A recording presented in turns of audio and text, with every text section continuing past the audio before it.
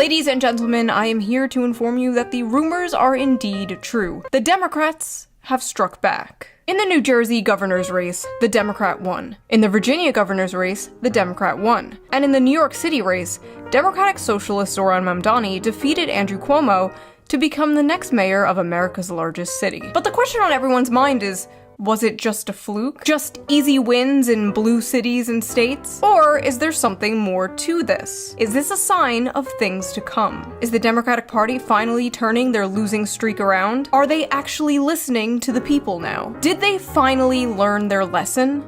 No. Thanks for watching. My last 3 videos about electoral politics were warning the Democratic Party that young men were moving right because the party f***ing sucks and was becoming the young men eat sh- and die movement, spanking the Democratic Party for losing because they elected one of the most unlikable shittiest candidates while offering absolutely nothing to voters, and defending the voters from the wrath of a bunch of liberal streamer man-children calling the voters stupid and evil for daring not to vote for Hillary Clinton and brownface. But the thesis for all 3 of those videos was basically the same. As the right embraces working-class populism, the Democratic Party and the left will continue to fade into irrelevancy. But as I also predicted in those last videos, there might be an eventual pendulum swing, and it might be happening much sooner than I predicted. Like, how did we go from Republicans winning the popular vote, in part thanks to a lot of the young people voting, to a bunch of data showing those same young people dropping their support for the GOP already? But the interesting thing is, those young people don't seem to be moving to the Democratic Party either. Where are they going? And do the Democrats have a plan to scoop these people up? Yes, they do, and they called it, I'm not kidding, deciding to win. Deciding to win, as if the whole time they have just been simply deciding to lose. It was a choice, guys! They changed their mind and they want to win now. In this video, I will talk about why I think Zohran Mamdani won. We will go through the Democrat Party's plan to decide to win. We will briefly talk about the rise of the political commentator Nick Fuentes, the MAGA Civil War, and what I like to call the inevitable rise of shoesalism. If that sounds interesting, stick around. If it doesn't, you can leave. It's not like I'll miss you or anything, but baka. I know a lot of you are not very interested in politics. You come here for the fun Reddit slop, the men vs. women content, yeah, I know. But unfortunately, politics kind of seeps into your lives whether you want it to or not. So you might as well be entertained when you hear about it, and have some fun with it when you can. And I just so happen to have the perfect app for that. So before we get into this political deep dive, let's quickly give a shout out to today's sponsor, one of my favorite sponsors to work with, Ground News. Ground News is a website and an app that gives readers a transparent and easy way to read news from all across the political spectrum, from left, right, and center. Every story comes with a quick visual breakdown of political bias that helps you understand the full story and makes sure you're getting both sides. One of my favorite features on Ground News is the blind spot feature, which shows you news stories that have been covered by one side of the spectrum and ignored by the other. For example, here is a story about how the White House apparently intervened in an Andrew Tate federal probe. 29 news sources covered this. 86% of them were left-wing. None were right-wing. Ground News also makes it really easy to compare headlines to see how political bias can affect framing. For example, this feud between Elon Musk and Billie Eilish. This right-wing headline reads, Elon Musk claps back at Billie Eilish after she slams him for hoarding wealth. And this left-wing article frames the same story as, Elon Musk's comebacks are as flat as his attempts at jokes. Very different vibes going on here. I have been using Ground News since 2021 because it is just a great and fun way to keep up with the news. But don't just take my word for it. Even the Nobel Peace Center called it an excellent way to stay informed, avoid echo chambers, and expand your worldview. Best of all, I am currently offering 40% off their Vantage plan, which is the plan I use to access all their amazing features. So go to ground.news/shoe or use the QR code here on screen, or use the link in the video description down below. It's only like $5 a month, which is basically the price of like a coffee. You can also gift a subscription to somebody. Just select the Vantage subscription, add a customized gift message, and Ground News will send it straight to their inbox where they can activate it. The perfect Christmas present for your out-of-touch uncle who gets all his news from Facebook. So thank you, Ground News, for sponsoring this video, and thank you, the viewer, for not skipping the ad. Right? Now, let's get back to the video.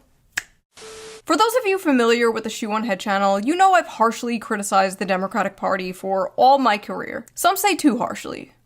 Frankly, I don't care. And some say I'm not harsh enough on the Republicans. First of all, true, but let's be honest, that's not why you come here. You go to Kyle Kulinski for that, just like you go to Destiny to see opinions you can hear on CNN, or to Hassan for dog training tips. You come here to hear, golly gee willikers, I'm left-wing and the Democrats have gone crazy.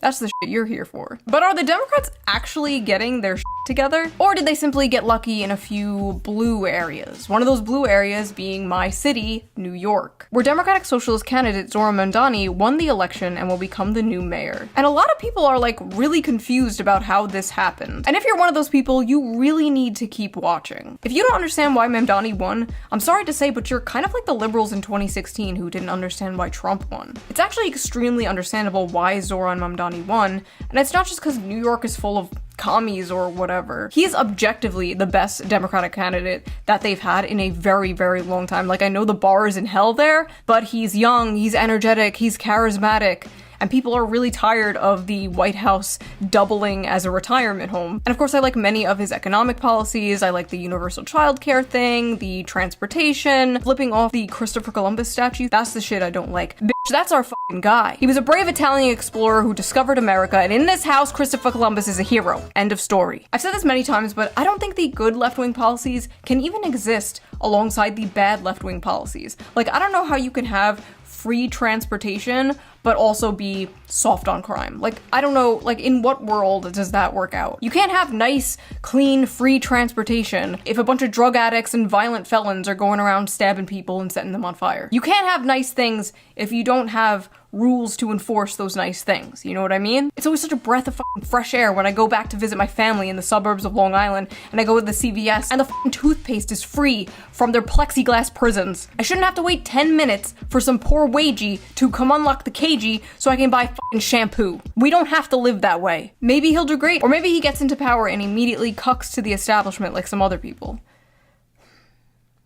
I don't like to talk about it. I just don't know how the hell anyone thought Andrew Cuomo was going to win. He killed a bunch of grandmas during COVID. As you admitted this week, you personally altered the state health department report to undercount the death total, to hide the death total, and then evaded and lied to these families for 5 years. So you killed a shit ton of people.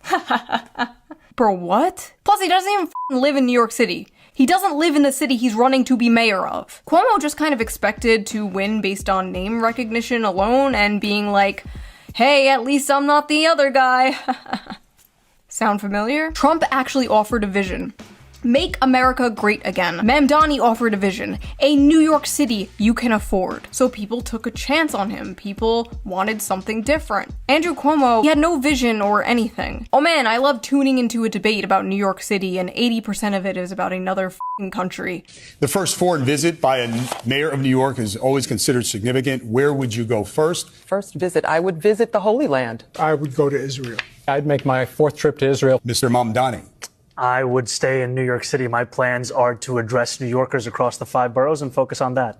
Mr. Mamdani, can I just jump in? Would you visit Israel? That was the exact moment I knew Zohran was going to win. Bro was just surrounded by NPCs. I love how they're like, where would you go? And Zohran was like, I'm gonna stay here. And instead of being like, no, Zohran, the question was, where would you go? They're like, why wouldn't you go to Israel? Like, that's the answer to the question. Like, that's just the default answer to that question. His win was very much in part a direct response to the affordability crisis that many Americans are facing. So what is the GOP's answer to the affordability crisis? Oh, great news, guys. There is no affordability crisis. It doesn't exist. It's all in your head, silly. Need to save money? Simply don't buy your grandmother a Christmas present this year. Budget. You need a plan. Also remember, adults don't need gifts, okay? Focus on the people in your life who are age 3 to 18. Grandma doesn't need slippers. If they don't live by you, don't get them a gift. Now's not the time to spend and break the banks. Zohran's win was also basically a direct response to the housing crisis in America. So what is the GOP's response to the pie-in-the-sky, commie gobbledygook that Zohran Mamdani is selling? Surely they have a better solution. Here we go. The White House is floating this idea. Bill Pulte is saying, thanks to President Trump, we can indeed work on the 50-year mortgage, a complete game changer. How does that work in dollars? Here you go. 30-year fixed mortgage right now. You're paying $2,038 a month, principal and interest on a $400,000 home. At the bottom, under 50 years, you'd save a couple $100 a month at $1,822. $22 principal and interest. That is proposed. Do you like this idea? I do not like this idea. Not lowering prices, not building more housing. No, just being a good little slave to the bank for 50 years. You might as well be a rentoid forever in this case. Like, at least you don't have to fix your own dishwasher. You will own nothing and be happy. Doesn't that sound great, Gen Z? Vote for us. We'll release the Epstein files and finally drain the swamp. Awesome. Finally, justice. Here it comes, the Epstein Files Phase 1. We got all your favorite E-celebs here. Don't you think that's a little tacky? I mean, like, this is an international child trap. The Epstein Files are on my desk. Oh, that's great, that's great. That's what we've been waiting for. Well? Oh, they don't exist. Wait, what? Yeah, the Epstein Files don't exist. They're a Democrat hoax. But you just said, hey, what the fuck? That's my wallet. Sorry, Israel needs new weapons. Bye. Psst. What do you want, Democrat? Vote for us. Why? What do you have to offer? Hey, that's my wallet again. What are you people doing? Sorry, Israel needs new weapons. Bye. The Epstein files are a really big deal. This is not a partisan issue. You should absolutely care about an international child trafficking blackmail operation consisting of the most powerful people in the world. And anyone telling you to move on is coping, gaslighting, or in on it. If whatever is in there is so damning that it is a national security risk, the people deserve to know. Like, I don't know about you, but if we are paying taxes to a bunch of satanic pedophiles, I would like to know. That is information I would like to know. Like, I already know we're doing that, but I would like some confirmation. Okay, so literally as I am filming this, Trump is saying he is releasing the Epstein files. So I guess they weren't a hoax. I'm gonna be so honest. I have no idea what the f is going on, you guys. I'm sure when this video gets posted, there's already gonna be more things that have happened. Also, Mike Johnson apparently said they need to make changes to the files to make sure we, quote, don't do permanent damage to the political system. If releasing the Epstein files would do damage to the political system, then so be it. Then it deserves to be damaged. It deserves to be destroyed. Just release the files. After all, if you have nothing to hide, you have nothing to fear. Isn't that right, government? But it wasn't just the Epstein files thing that has MAGA feeling a little demoralized lately. Does that mean the H-1B visa thing will not be a big priority for your administration? Because if you want to raise wages for American workers, you can't flood the country with tens of thousands or hundreds of thousands of foreign workers. You also do have to bring in talent. When we have plenty of talented people here. No, you don't. We don't have talented people here? No, you don't have certain talents, and people have to learn. We've talked about this a few times on this channel, actually very recently in the male loser epidemic video. The no talented Americans thing is a myth pushed on us by corpos and billionaires, so they can hire foreign workers who will work for less money and won't unionize. Worker drones who will work under the coercion of deportation, essentially creating infinite scab labor. Even though there are so many Americans in these fields looking for jobs. But those spoiled Americans will ask for a living wage so they can live in a 600-foot square apartment. How dare they? We can't do that. So import 1 billion immigrants. After all, it's good for business. Folks are not thrilled about this idea of hundreds of thousands of foreign students in the United States. If we were to cut that in half, which perhaps makes some people happy, you would have half the colleges in the United States go out of business. So what? And it's not that I want them, but I view it as a business. Unfortunately, America does feel like nothing but 3 corporations in a trench coat. But America is not a business. America is not a corporation. It is a nation. The contrast of what Trump is saying here compared to how he used to talk is staggering. Republicans embracing populism, at least rhetorically, is what gave rise to Donald Trump and fundamentally changed the way Republicans do politics in America. If you go back and watch the debates of Donald Trump in 2016, it's crazy. We should have never been in Iraq. We have destabilized the Middle East. They lied. Okay. They said there were weapons of mass destruction. There were none, and they knew there were none. There were no weapons of mass destruction. All right. I remember being like, damn, that's not how politicians in general really talked at that time. Like, we would see it from Bernie Sanders and maybe like Ron Paul, but to get up on stage in a Republican debate in front of Republican donors saying that kind of shit was unheard of. Bro was getting booed. Trump won in 2016 by decrying the bloodlust and warmongering of the Republican Party, but also by speaking to the economic woes of the average working class American. Basically saying, I see you, to people who felt like they haven't been seen by either party in a very long time. Like, I saw people in my life, my neighbors and stuff, that were all like Obama voters, like just flipped to Trump, and now like all of Long Island. Long Island is like the Florida of the Northeast, bro. It is like Trump country there now. Before Trump... Oh, my nuggies are here. My nuggies are here. 1 second. 1 second. I must go get my nuggies. It's nuggie time. 34-year-old woman, by the way. Mother, by the way. Before Trump, the Democrats basically relied on talking about how the Republican Party didn't care about the working class. But eventually, the problem for Democrats was the working class didn't care about them. But now it seems like the Republican Party is going back on all of that and becoming the Bush-era neoconservative party again, right as they're winning, embracing freaks like Lindsey Graham. So I just want to say, I feel good about the Republican Party. I feel good about where we're going as a nation. We're killing all the right people and we're cutting your taxes. Trump is my favorite president. We've run out of bombs. We didn't run out of bombs in World War II. Republicans, is that what you want your party to be? Lowering taxes and killing people? We tried that already. To many Republicans, the solution to the affordability crisis, wreaking havoc on Americans, is simply trusting the free market, working hard, and if that doesn't work, they bust out all reliable. If you're a young person and you can't afford to live here, then maybe you should not live here. I mean, that is a real thing. Yeah, I know that we've now grown up in a society that says that you deserve to live where you grew up, but the reality is that the history of America is almost literally the opposite of that. Ah yes, the classic. Just move. Just move from Economic Zone 67 to Economic Zone 69. I don't know, man.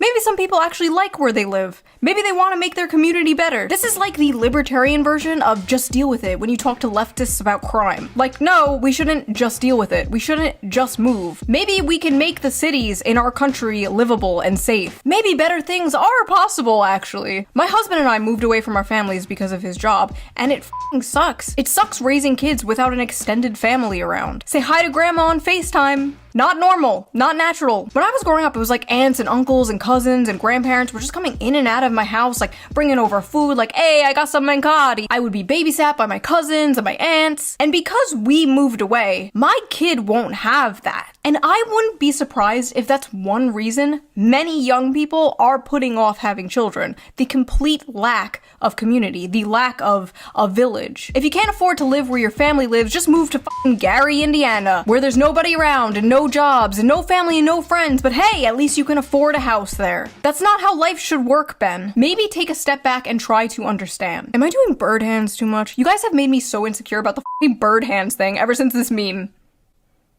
Okay, listen, I'm a woman, okay? We are programmed to scold children, and when no children are around, we scold people on the internet, okay?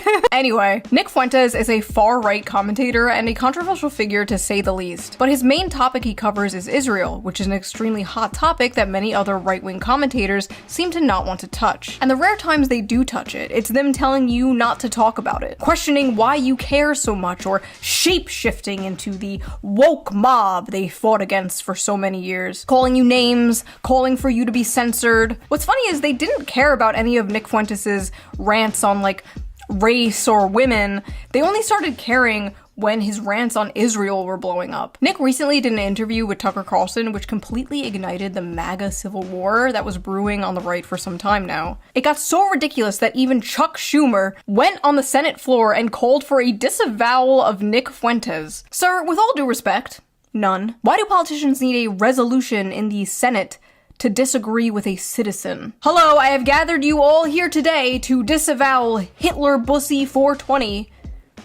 People can't afford groceries, Charles. Ben Shapiro in particular has spent the last few months extremely confused and angry about Zohran Mamdani and Nick Fuentes becoming popular in the mainstream, all while his numbers continue to drop. I honestly don't think he understands what is happening here, so I am going to explain to you, Ben, what exactly is going on here. The American dream does not exist anymore for most people. Young people followed advice that worked for older generations, and it got them nowhere. Young people are tired of this stale, moldy, old, dead consensus that has dominated American politics for a very long time. The one that dragged us into all these foreign wars and sold us out for some cheap plastic shit from China. Young people are tired of being told to sit down and shut up and pledge allegiance to the free market in a country that seems to not give a shit about them, as well as a foreign country they have absolutely no connection to. For so long, establishment hacks and establishment shills looked at the issues bothering the people and just kind of dismissed them. Can't afford to live where you grew up?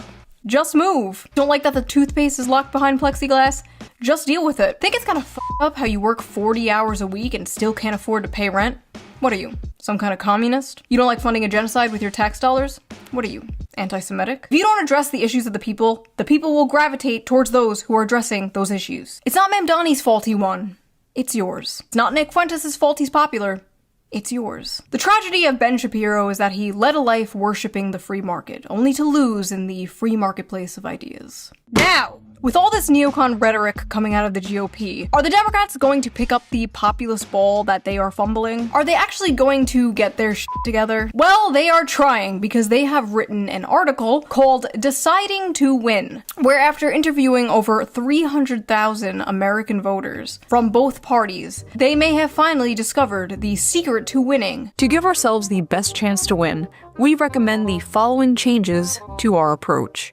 Democrats need to 1. Focus our messaging on an economic program centered on lowering costs, growing the economy, creating jobs, and expanding the social safety net. 2. Advocate for popular economic policies. Moderate our positions where our agenda is unpopular, including on issues like immigration, public safety, energy production, and some identity and cultural issues. So basically it took you guys 10 years, millions of dollars, and dozens of Microsoft team meetings to come to the conclusion that everyone has been saying forever. You wasted a decade worshipping at the altar of mentally ill Karens, and now you're acting like, hey, what if we were normal is a groundbreaking political discovery.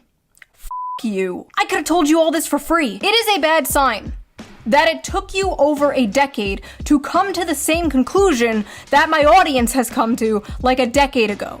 And they're all retarded. Please reflect on this, I beg of you. Also, what do you mean you had unpopular positions on public safety? Like, why would you even say that out loud? Yeah, let's vote for the party that admits it was wrong about the issue of crackheads shanking people in the street. I love this quote from Nancy Pelosi randomly shoved in here. Winning an election is a decision. You make a decision to win, and then you make every decision in favor of winning. How deep! How thought-provoking! Thank you, Nancy. What would we do without you?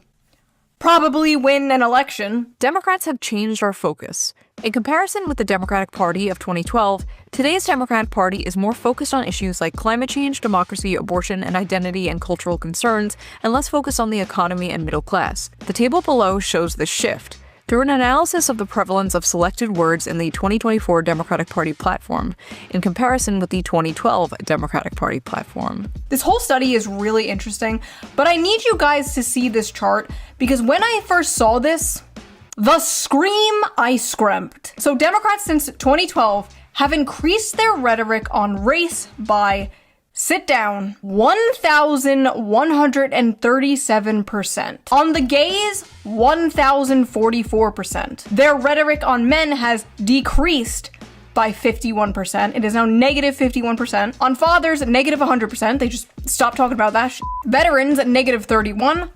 Them. The economy, negative 51, because nobody cares about that, right? The middle class, 79%, but I guess you can't really talk about something that is disappearing. And jobs, negative 47%. It somehow gets worse. Apparently voters trust Republicans more on the most important issues to them and trust Democrats the most on the least important issues to them. Like they literally care the least about LGBT, but trust Democrats the most with it. The most popular Democratic policies among voters are things like lowering drug prices, banning stock trading, expanding Medicare, and raising the minimum wage. While the most unpopular Democratic policies are things like abolishing the police, providing free healthcare to illegal immigrants, and affirmative action. You're telling me this for the first time. Democrats, here is some advice for free. You can't just be MAGA Light. Why would people drink Mr. Pibb when Dr. Pepper is right there? You know what I'm saying? You gotta bring something different, something better to the table. And that difference should be working class focused economic populism. I don't just want 2 neocon parties, okay? But all of this is pointless when it's clear the Dems are not changing at all. They're just gonna change their messaging. They're putting pretty wrapping paper and a bow on a big fat smelly turd. There is a chance that the Democrats may win based entirely on Orange Man bad. Again. Which means they might get into office by learning absolutely f***ing nothing. Again. Then the voters will go, oh my god, nothing has changed, and then they'll vote for a Republican. American politics is just a revolving door of villains, isn't it? Rest assured, whoever wins, we lose. If you're actually gonna do this shit, if you're actually gonna do what you're saying in this little article, you better be going whole hog, not just a tip. I'm talking embracing shoesalism. For many years, I have been smeared as many things. Grifter, flip-flopper, fence-sitter, racist, sexist, homophobic, but I am not a grifter, flip-flopper, or a fence-sitter.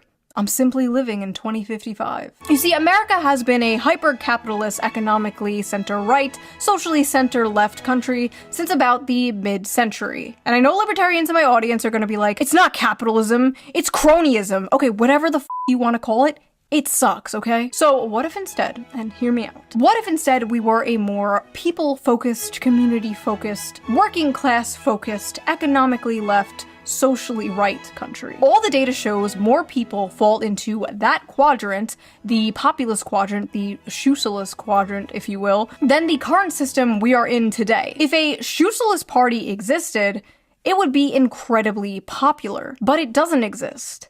And that's probably by design, honestly. The Social Democrat Party of Denmark has passed many progressive policies that liberals in America would only dream of. Protection from rent hikes, free college and healthcare, carbon taxes, and a very strong welfare system. But the Social Democrat Party also believes in a strict immigration policy. They believe that if immigration is too fast or chaotic, it puts pressure on working class communities, weakens social unity, and makes it harder to maintain their strong welfare system. Wow, what a f***ing grifter Denmark is. I feel like so many people nowadays are like terminally left-right brain to the point where like they look at issues and instead of being like, that solution makes sense to me, I believe that, I agree with that, they instead go, that's the left-wing solution, therefore I will believe in that. And it's so stupid and hyper-partisan and makes absolutely no sense to me, and that's why I think like a lot of left-right brain hyper-partisan people don't understand me or people like me. That's why they call me a centrist or fence-sitter or flip-flopper or whatever. And it's like, no, I'm not a fence-sitter. I have many strong opinions.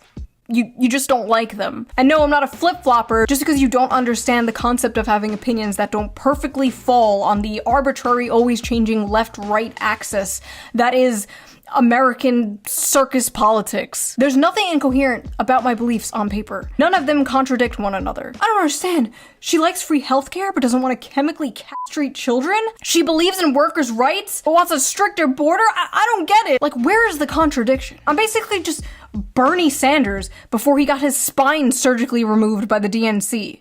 In conclusion, MAGA and the Republican Party embracing populism is what made them so popular in the first place. But if the Republican Party's answer to all these issues young people are having is, F you, just move, you're not talented, maybe you'll own a home when you're 70 years old, they're doomed. Like they had a small, brief fling with populism and ghosted it. Just pumped and dumped. Like a fat whore they're ashamed of and won't bring out on dates in public. As I'm editing this, Trump and Mamdani had a meeting together and it was very interesting. We were discussing when Bernie Sanders was out of the race, I picked up a lot of his votes and people had no idea. When he was put out of the race, I think quite unfairly, if you want to know the truth, many of the Bernie Sanders voters voted for me. And I felt very comfortable, frankly, in seeing that and saying that. I would feel very, very comfortable being in New York, and I think much more so after the meeting. We agree on a lot more than I would have thought. I'm sorry, this is my new favorite problematic Yowie ship. They love each other. Maybe it's not over, folks. Maybe the power of friendship and populism will save us all. Listen, I want my kids to grow up in a safe and affordable world where they can get jobs and they can start a family and then they can have the same for their kids. And I feel like at the end of the day, that's what most people want. left and right.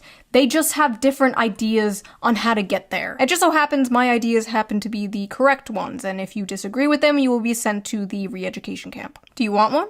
Do you want a nuggie? Pledge your allegiance to socialism and you get a nuggie. So that was that little video. If you liked it, please subscribe for more. And if you want to help support the channel, donate to my Patreon, link down below. All patrons get every single video uncensored a day early. If you can't or don't want to support me on Patreon, that's fine. I don't care. I didn't want you to anyway. Baka. Okay, I will see you guys soon with a fun slop video just in time for Christmas.